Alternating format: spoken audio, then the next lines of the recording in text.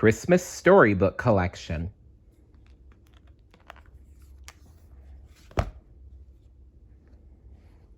The Little Mermaid, The Holiday Treasure Hunt. Ariel and her husband, Prince Eric, were walking along the beach. It was only a few days before Christmas, but the weather was still mild. Suddenly, Eric's dog Max ran up to them. He was carrying a waterlogged boot. "I've been looking for that boot for months," cried Eric. "Burying things and digging them up is Max's favorite game," said Ariel, shaking her head. It looked like Eric needed a new pair of boots. At least now, Ariel knew what to give him for Christmas. But she had only a few days to think of gifts for everyone else. Ooh. Ariel and Eric returned to the castle. As soon as they stepped inside, Carlotta, the housekeeper, announced it was time for tea. "Already?" asked Grimsby, the butler, checking his pocket watch. He gave it a tap. Must be broken." Eric and Ariel invited Grimsby and Carlotta to join them for some tasty treats beside the Christmas tree. "Isn't the tree beautiful?" Ariel remarked. "Carlotta suggested we use red and gold decorations this year." "Why, thank you," Carlotta replied. "Those are my favorite colors, you know." Ariel was delighted. Now she had gift ideas for Carlotta and Grimsby.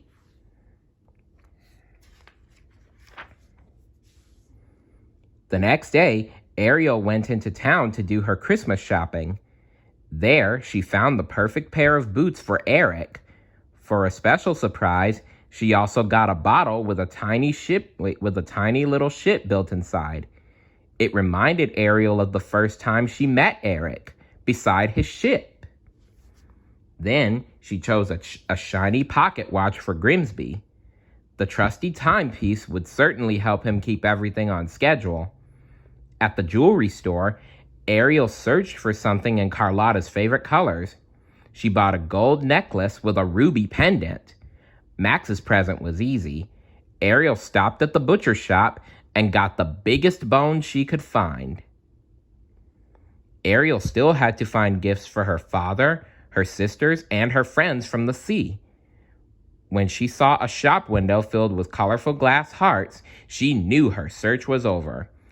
"What beautiful ornaments," Ariel told the shopkeeper.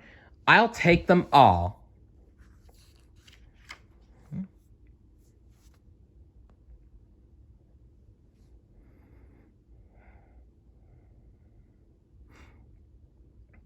Back at the castle, Ariel carefully wrapped the gifts and wrote a special message for each one.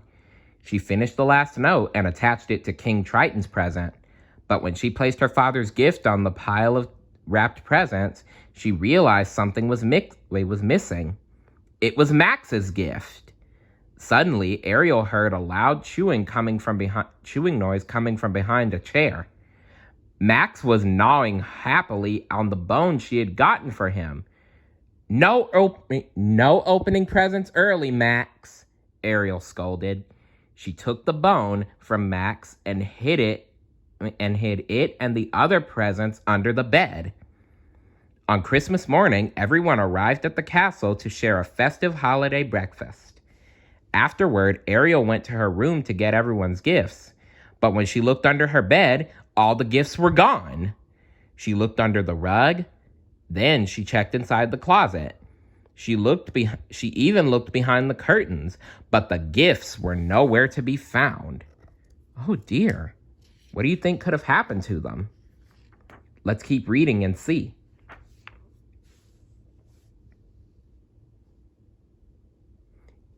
"Ariel," Eric called upstairs, "it's time for presents." Ariel joined the prince by the tree.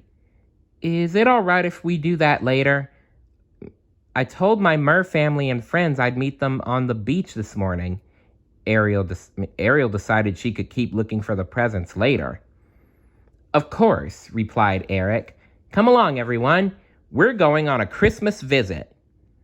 Ariel's friends Flounder, Sebastian, and Scuttle were waiting on the beach. Scuttle the seagull handed Ariel a small chest. We thought these whatchamajinglies would come in handy. Ariel opened the lid and saw the sorts of treasures she had loved to collect when she was a mermaid. There was a bent fork and a cracked mirror. Thank you. We all helped find them, Flounder said proudly. Just then, King Triton and Ariel's sister swam up. Merry Christmas, they called. Merry Christmas, Ariel replied, waving to her family. We brought presents, Ariel's sister Aquata shouted.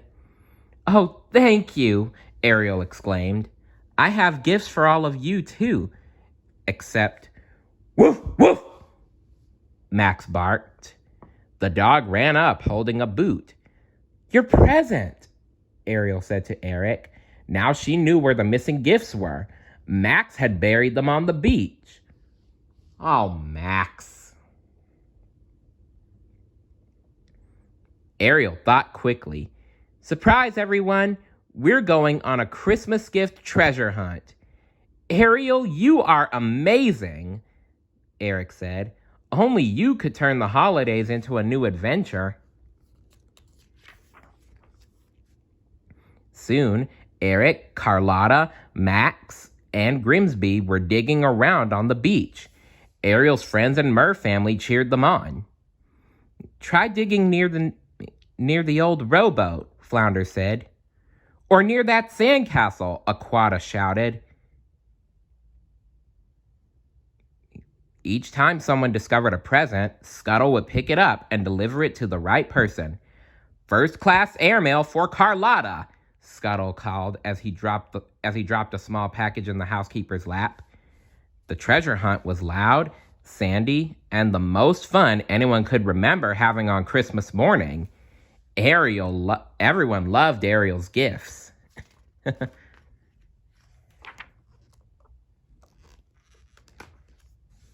After the treasure hunt was over, everyone gathered by the water's edge to say goodbye. Merry Christmas, they called to each other. As Ariel and Eric headed back to the castle, they called to each other as Ariel and Eric headed back to the castle. Inside, the pair sat by the fire and admired their gifts. What a wonderful holiday tradition, Eric said. We should have a Christmas treasure hunt every year. Ariel just smiled. It had been a day full of surprises, and sometimes the most unexpected treasures were the best. So remember, you can even have fun games on Christmas. Say, why don't you try having a Christmas scavenger hunt family with you? Why don't you try having a Christmas scavenger hunt with your family? Just hide the gifts and have them look for them. It'll be a great activity. See you later. Bye.